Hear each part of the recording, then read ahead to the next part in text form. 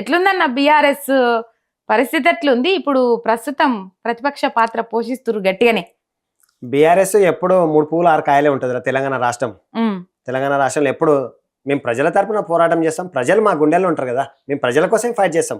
దాదాపు తెలంగాణ రాష్ట్రం సాధించుకున్న తర్వాత ప్రతిపక్షపు పాత్ర ఫస్ట్ టైం బీఆర్ఎస్ పార్టీకి.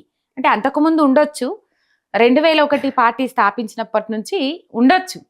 ఇప్పుడు 10 ఏళ్ల తర్వాత అధికారం పోయింది. అధికారం పోయిన తర్వాత ప్రతిపక్ష పాత్ర పోషిస్తున్నారు. ఎట్లున్నది ప్రజెంట్?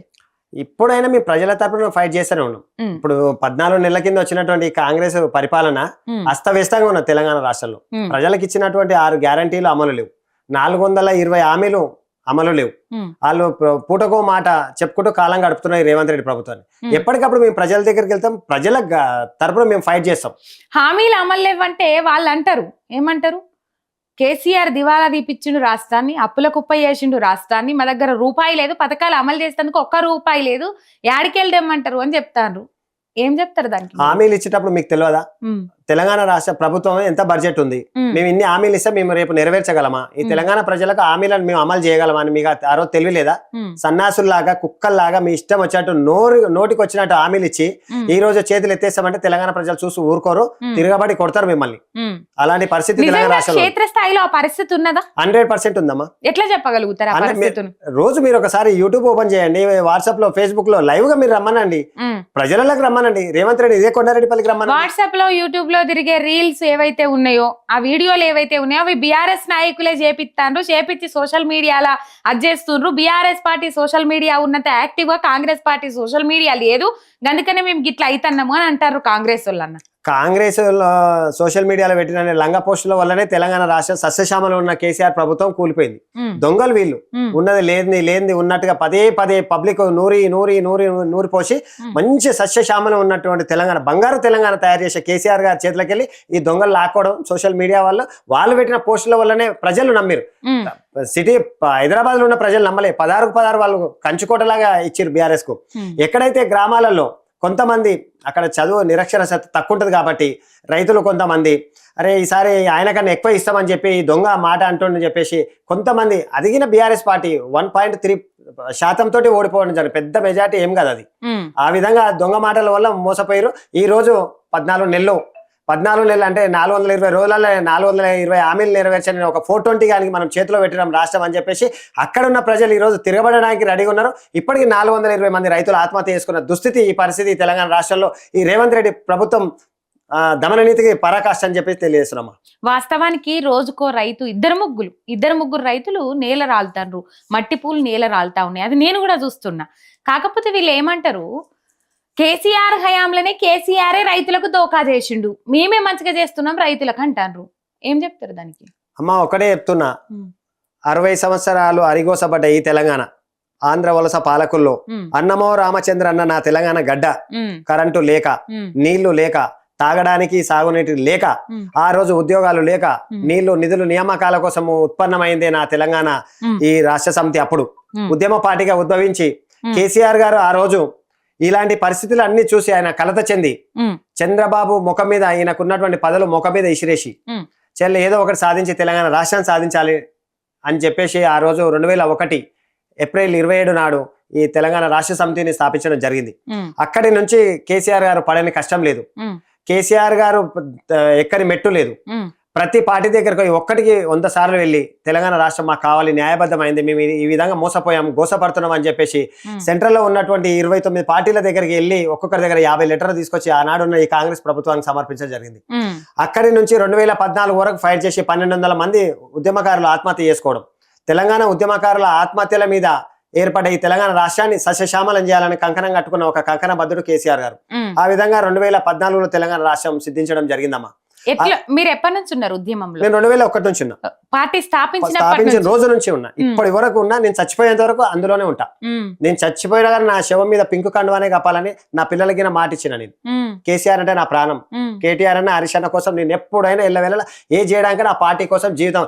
ఎంతో మంది నన్ను ప్రలోభ పెట్టారు, బీజేపీలు గానీ టీడీపీ కాంగ్రెస్ వాళ్ళు గానీ, నీకు 20 లక్షలు ఇస్తాం, 30 లక్షలు ఇస్తాం అని చెప్పేసి 30 లక్షలకు ముట్టుకునేంత దుర్మార్గమైన పరిస్థితి బతకడం ఎందుకు అని చెప్పేసి ఆ పార్టీ కోసం అహర్నిశలు కష్టపడడానికి ఆ పార్టీ ఉద్యమకారులను గుర్తిస్తుందమ్మా, చాలా మందికి మేలు చేస్తుంది. ఉద్యమకారులను గుర్తింపు లేదు ఉద్యమకారులకు అంటారు కదా కాంగ్రెస్ నాయకులు.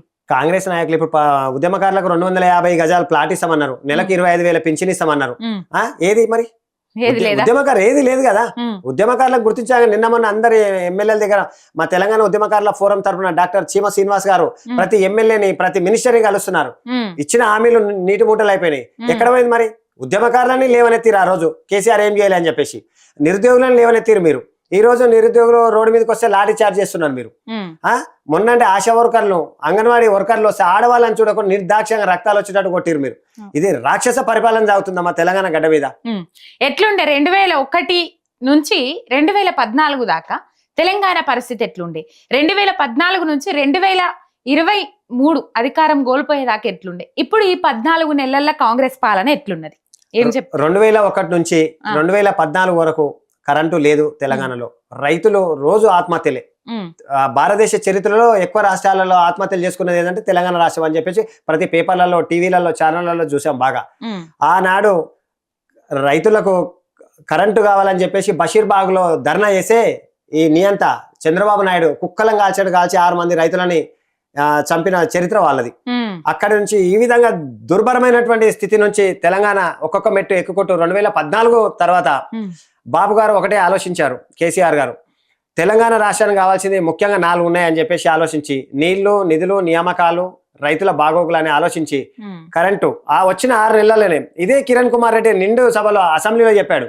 హరీష్ రావు గారు, ఈటల రాజేందర్ మాట్లాడితే తెలంగాణకు 1 రూపాయికి నియమం ఏం చేసుకుంటారో చేసుకోపోరని చెప్పేసి తెలంగాణ రాష్ట్రంలో కరెంటు తీగల మీద బట్టలు ఆరేసుకొని చెప్పిన కుక్కలు వీళ్ళు. అలాంటివన్నీ బాబు మైండ్ లో పెట్టుకొని ఎట్లయినా సరే తెలంగాణ వచ్చింది, నా రైతాంగాన్ని కాపాడుకోవాల్సిన, కడుపులో పెట్టి కాపాడుకోవాల్సిన బాధ్యత నా మీద ఉంది ఒక ఉద్యమకారుడిగా అని చెప్పేసి ఆనాడు 6 నెలల్లోనే వచ్చిన 6 నెలల్లోనే 24 గంటలు కరెంట్ ఇచ్చిన ఘన చరిత్ర ఈ భారతదేశంలో ఏ మొగోడు ఇయ్యలేదమ్మా, ఒక కేసీఆర్ గారు ఇవ్వడం జరిగింది. రైతులకు పెట్టుబడి మనం ఎందుకంటే మన దక్కన్ పీఠభూములు కాబట్టి మనం చాలా గడ్డ మీద ఉంటాం కాబట్టి ఒక్కొక్క రైతు 10 బోర్లు వేసి 1000 ఫీట్లు వేసినా నీళ్లు పడవమ్మా ఈ తెలంగాణ గడ్డ మీద. ఒక్కొక్క రైతు 10 వేసి ఆత్మహత్యలు చేసుకున్నారు. రాత్రనక, పగలనక, ఎండనక, వాననక, నీడనక, నిప్పనక, కరెంటు షాట్లకు, పాము కాట్లకు గురైన తెలంగాణ రైతులు రోజుకు 100 మంది చనిపోయిన చరిత్ర ఉన్న ఈ గడ్డ మీద కలత చెంది నా బాపు ఇలాంటి చరిత్ర నుంచి చరిత్ర మార్చాలని మరో కోనసీమగా తయారు చేసిండు 10 సంవత్సరాల తెలంగాణ రాష్ట్రాన్ని. ఎక్కడి నుంచి దాపరించిందో ఈ కాంగ్రెస్ ప్రభుత్వం 14 నెలల్లోనే ఈ రోజు రైతుల ఆత్మహత్యలు, ఊర్లలో కరెంటు లేదు, వాళ్ళకి ఇస్తున్నటువంటి ఏవి లేవు, రైతు బంధు లేదు, రైతు బీమా లేదు, ఆయన ఇస్తున్నటువంటి 6 గ్యారంటీలు లేవు, 420 హామీలు ఇచ్చారు ఈ 420 గాలు, అన్ని 420 హామీలే, ఏది ఒక్కటికి అమలు లేదు. రైతు భరోసా వేస్తురట కదా నిన్నయ్యాల వేస్తురంట కానీ ఎవరికి పడట్లేదు కదా అని చెప్పి ఆయన టన్ అనేది టింటిన్ లేదు, ఏది లేదు. దాదాపు 3 లక్షల కేసీఆర్ అప్పుడు 11 విడతలు 72,000 కోట్లు కరోనా అప్పుడు కూడా ఆపకుండా వేసినామని చెప్తారు రైతులు కూడా తీసుకున్నారు. అయితే ఇప్పుడు దాదాపు 3,94,000 మంది రైతులకు కోతలు విధించిరట, రైతు భరోసా పైసలు ఎగ్గొట్టిరట. ఏం చెప్తారు కాంగ్రెస్ సర్కార్కి అంశం? అసలు కాంగ్రెస్ భారతదేశ చరిత్ర నుంచి స్వతంత్రం వచ్చేప్పటి నుంచి ఇప్పటి వరకు కాంగ్రెస్ ఈ ప్రభుత్వం ఏ రాష్ట్రంలో ఉన్నా రైతులకు ఏ 1% పనిచేయదు. రైతులను ఏంటంటే మభ్య పెట్టడం, మాటలు చెప్పడం, హామీలు ఇవ్వడం, కాలం గడుపుకోవడం, వాళ్ళ సీటు మీదకి రావడం. వాళ్ళు ఏంటంటే కాంగ్రెస్ ఎక్కడైనా చూడండి మీరు, వాళ్ళు అవినీతితోటి సొమ్ము సంపాదించుకోవాలి, అవినీతి మూటల్లో ఢిల్లీకి మోయాలి. వాళ్ళకి అంతే ఉంటుంది. రైతులకు వాళ్ళు ఏం చేయరు. ఇదిగిరి ఇప్పుడు కల్లిబొలి మాటలే, రేపేస్తున్నాం మాపేస్తున్నాం, రాత్రి 12 గంటలకు 26 జనవరి రోజున రాత్రి 12 గంటలకు మీకు టిన్ అని వస్తారు. టిన్ లేదు, టన్ లేదు. అది రేవంత్ రెడ్డి ఫోన్ కింద టిన్ అని మోగిందేమో కానీ ఇప్పటి వరకు రైతులకు ఎవరు అకౌంట్లో లేవు. వాళ్ళ హామీలు అన్ని నీటి మూటలు అయిపోయినాయి తెలంగాణ రాష్ట్రంలో. రైతులు మోసపోతున్నారు, రైతులు గోసపడుతున్నారు. ఈ రోజు కరెంటు లేదు, ఇవి ఫిబ్రవరిలోనే ఉన్నాం, ఇంకా ఏప్రిల్ మే వస్తే కరెంట్ అసలు ఏ పరిస్థితి ఉంటుందో. పాలకుడు సరిగ్గా లేడు కదా. పాలకుడు రాజు కరెక్ట్ ఉంటే రాజ్యం మంచిగా ఉంటది. రాజే లేడీడా, రాజే ఒక దొంగ, ఒక 420 సూట్ కేసులు మోసే ఒక దొంగ. అలాంటి ఆయన ఈ తెలంగాణ ప్రజలకు ఏం న్యాయం చేస్తాడు? అలాంటి పరిస్థితిలో ఈ దుస్థితిలో తెలంగాణ రాష్ట్రం ఉందమ్మా.